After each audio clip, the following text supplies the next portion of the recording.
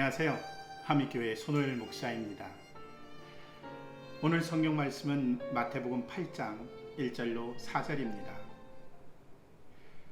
예수께서 산에서 내려오시니 많은 무리가 그를 따라왔다. 나병 환자 한 사람이 예수께 다가와 그에게 절하면서 말하였다. 주님, 하고자 하시면 나를 깨끗하게 해 주실 수 있습니다. 예수께서 손을 내밀어서 그에게 대시고 그렇게 해주마, 깨끗하게 되어라 하고 말씀하시니 곧 그의 나병이 나았다.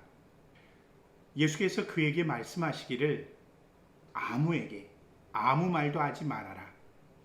가서 제사장에게 내 몸을 보이고 모세가 명한 예물을 바쳐서 사람들에게 증거로 삼도록 하여라 하셨다.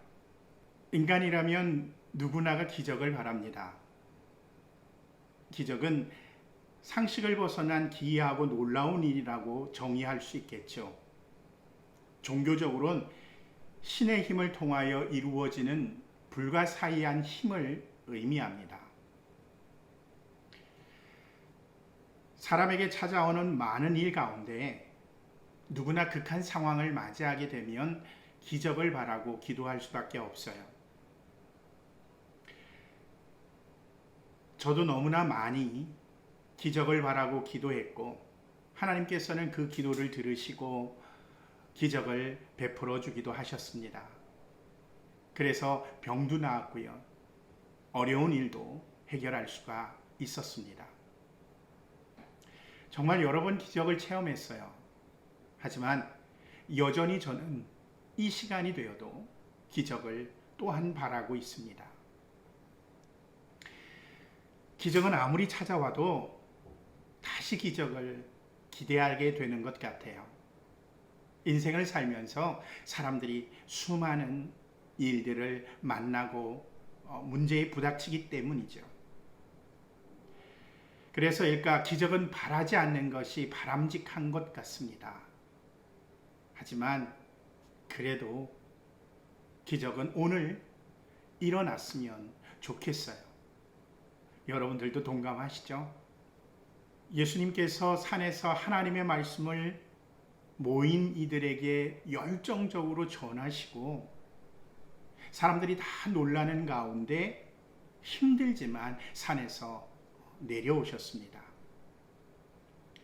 근데 그 뒤에 산에서 예수님의 말씀을 듣던 수많은 사람들이 따라 내려왔어요.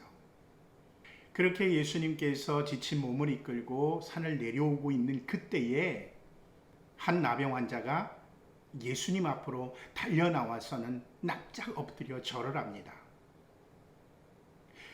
그리고 예수님께 주님, 하시고자 하시면 나를 정말 깨끗하게 해 주실 수 있습니다. 제발 부탁입니다. 저를 살려 주십시오. 깨끗하게 해 주십시오. 이렇게 말하는 겁니다. 이때 예수님은 한순간 깜짝 놀라셨겠지만 그를 유심히 바라보셨을 거예요. 그리고는 그 많은 사람들 앞에서 그에게 손을 내밀어서 그 사람의 머리에다 손을 대십니다. 아니, 본문 성경에는 어디다 되었다라고 말하고 있지 않아요. 그러나 그 사람의 몸에 손을 댄 것은 분명하십니다. 그리고는 이렇게 말씀하시죠. 나도 그러고 싶다. 그렇게 하겠다. 깨끗해져라. 예수님은 다른 사람들과는 틀리게 내 몸이 나았다, 내 몸이 치유되었다 이렇게 말씀하지 않으시고 깨끗해졌다라고 말씀하셨어요. 근데 정말 놀랍게도 그 선언이 있은 이후에 그 사람의 몸은 깨끗하게 치유가 되었습니다. 예수님께서는 그 사람에게 엄중하게 말씀하세요. 아무 말도 하지 말고 누구에게도 어떤 말도 하지 말고 가서 제사장에게 내 몸을 보여라. 그러면 아마 깨끗해진 내 몸을 보고 제사장은 율법대로 예물을 바치고 깨끗해지는 정결 예식을 하라고 말할 것이다. 그러면 그렇게 해라. 그리고 사람들에게 증거로 삼아라. 내 몸이 깨끗해졌음을, 내가 치유받았음을, 너를 통해 기적이 일어났음을 알리라는 거죠. 몸으로. 예수님이 고쳐주신 나병은 악성 피부병을 의미합니다. 한센병, 나병, 문둥병을 의미하죠. 당시의 문둥병은 산송장으로 취급했습니다. 죽은 사람 취급했어요. 레위기 13장 46절을 보면 병에 걸려 있는 한 부정한 상태에 머물러 있게 되므로 그는 부정하다. 그는 진 바깥에서 혼자 따로 살아야 한다. 문둥병에 걸린 사람은 문명으로부터 완벽하게 차단되고 단절되어서 혼자 살아가야 했습니다. 서서히 몸이 망가져 가죠. 손가락이 떨어져 나가고 코가 떨어져 나가도 고통을 느끼지 못합니다. 급기야 그렇게 서서히 죽음에 이르게 되는 무서운 병이죠. 당시 문둥병은, 나병은 치료할 수 없는 불치의 병이었어요. 이런 환경에서 예수님 앞에 나온 나병 환자가 정말 간절하게, 절실하게 원하고 필요했던 것은 당연히 치유였을 것입니다. 스스로 혼자 해결하지 못하기 때문에 기적이 일어나야 되는 그런 상황이었던 거죠. 예수님은 그의 간절함, 그의 믿음, 그것을 보셨던 겁니다. 기적을 원함, 그걸 보셨던 거예요. 그렇다면 나병 환자 입장에선 예수님 앞에 나오기가 쉬웠을까요? 나병은 불치의 병이라고 했습니다. 하지만 종교적인 병이기도 했어요. 당시 유대인들에게 있어서는요. 유대인뿐만 아니죠. 이 나병은 정말 철저하게 세계적으로 외면받았던 그런 병이에요. 우리나라에서도 그랬잖아요. 불치의 병이었을 뿐만 아니라 신체 일부가 괴사해서 떨어져 가기 때문에 보기에도 흉측했죠. 그래서 천형이라고 했어요. 하나님이 주신 병, 저주의 형벌, 죄인의 형벌, 하나님께 부정한 일을 했기 때문에 주시는 부정한 형벌, 결국 모든 사람들로부터 손가락질 받는 그런 형벌이었던 겁니다. 나병 환자는 수없이 따라 내려오는 사람들 속을 헤치고 예수님께 나아가야 했습니다. 얼마나 대단한 용기가 필요했을까요? 정말 치유의 기적을 절실하게 원하지 않았다면 할 수 없는 그런 행동이었죠. 그 나병 환자에게 있어서 마지막 기회라고 여겨졌기 때문에 수많은 사람들의 따가운 시선과 모멸찬 소리, 그를 향해서 쏟아지는 손가락질과 비난을 뒤로하고 용기 있게 예수님 앞에 나아갈 수 있었던 겁니다. 거기다가 이 나병 환자가 예수님 앞에 나와서 고백하는 그 모습을 보면요, 예수님을 신적인 구세주로 고백하고 있음을 알 수 있고, 절실한 주님이라는 외침을 통해 우리는 알 수가 있습니다. 예수님이 원하시면 나에게 기적이 일어날 수 있습니다. 나에게 역사가 일어날 수 있습니다라고 외치는 겁니다. 이런 간절함이, 이런 믿음의 외침이 예수님의 마음을 얻게 된 거예요. 기적이 일어나고 치유의 역사가 일어나게 되는 놀라운 원인이 되고 기회를 잡는 그런 시간이 되어지는 겁니다. 예수님은 이런 간절함과 믿음의 고백에 반응하시죠. 그에게 손을 대십니다. 마태복음의 저자는 굉장히 구체적으로 이 상황을 설명하고 있습니다. 중요하다라는 의미죠. 간과할 수 없는 부분이라는 거예요. 레위기 5장 3절을 보면 그가 사람 몸에 있는 어떤 부정한 것, 곧 그것이 무엇이든지 그를 부정하게 할 수 있는 것에 몸이 닿을 경우에 그런 줄을 모르고 닿았다고 하더라도 그는 부정을 탄 사람이므로 깨닫는 대로 그 죄를 속하여야 한다라고 전하고 있어요. 나병 환자, 즉 부정한 환자의 손을 대면 부정한 사람이 되는 겁니다.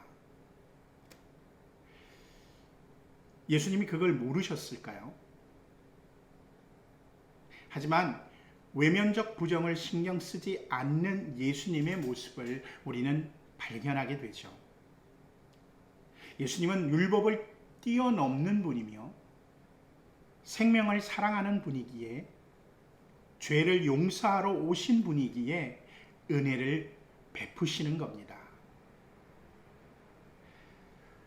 그렇다고 율법을 무너뜨리거나 부정하는 분은 아니에요. 환자가 나병에서 깨끗해졌어요. 이제 동떨어진 삶에서 사회로 돌아가야 됩니다. 공동체로 돌아가야 돼요. 근데 당시 유대교로선 이 나병은 하나님의 용서가 있어야 치유받는 병이라고 여겨졌습니다. 그래서 부정한 그런 병이라고 이야기했던 거죠. 예수님 말씀에 서두에서 치유가 아니라 깨끗함이라고 말씀했습니다.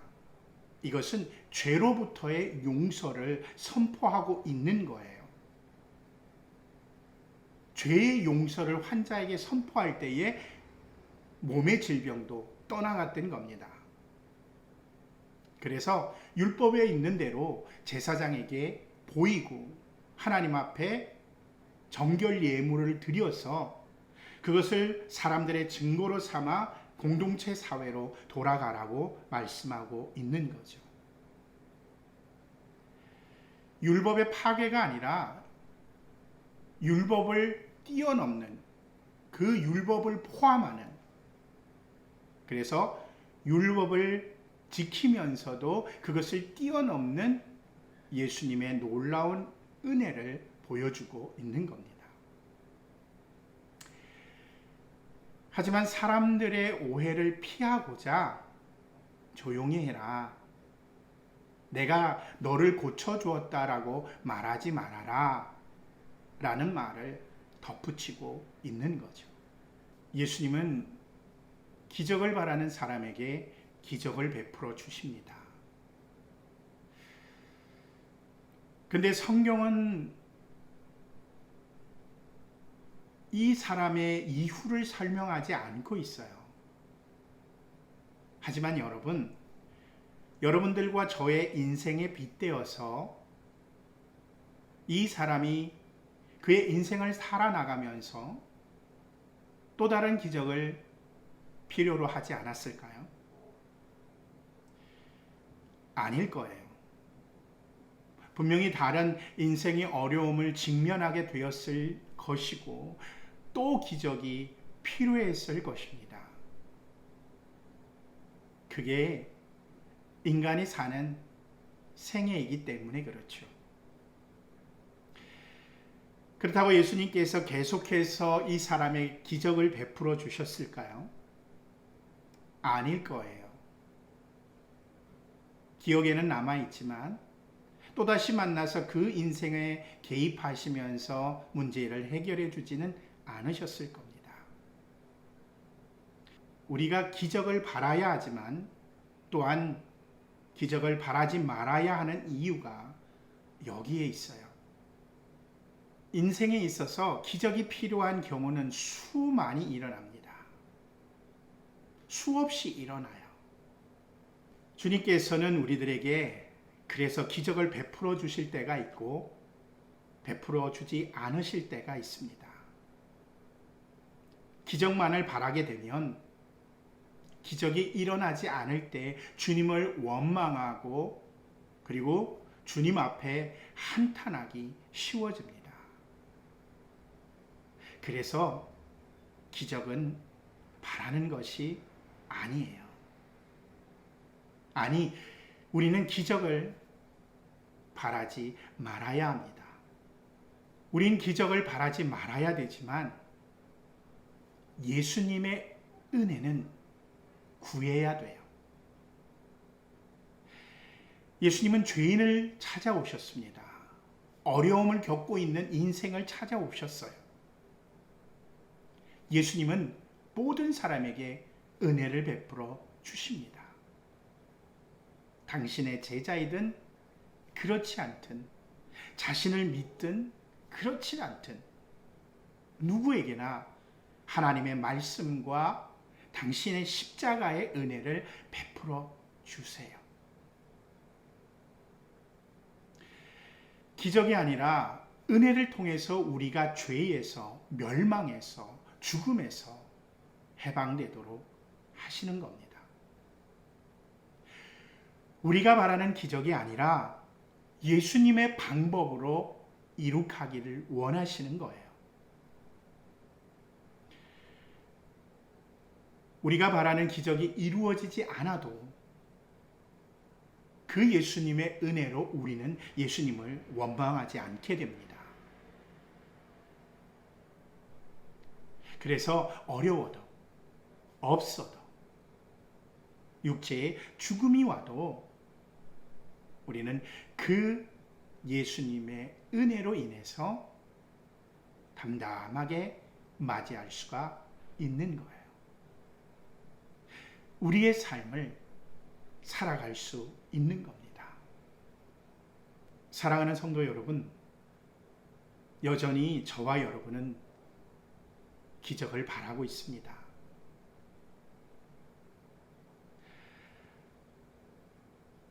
하지만 이제 기적 바라지 맙시다. 예수님의 은혜만을 바라는 저와 여러분이 되길 바랍니다. 오늘도 예수님의 은혜로 우리가 익히 아는 기적이 나타나지 않아도 행복하게 삶을 살아가는 저와 여러분이 되길 간절히 바랍니다. 그게 행복이에요. 그게 기적입니다. 우리 함께 기도하겠습니다. 기적 일어나기를 원합니다. 하지만 일어나지 않아도 괜찮습니다 라고 기도하는 자가 되게 하옵소서. 예수님의 놀라운 은혜가 오늘도 나를 살리는 날이 되게 하옵소서. 기도하겠습니다.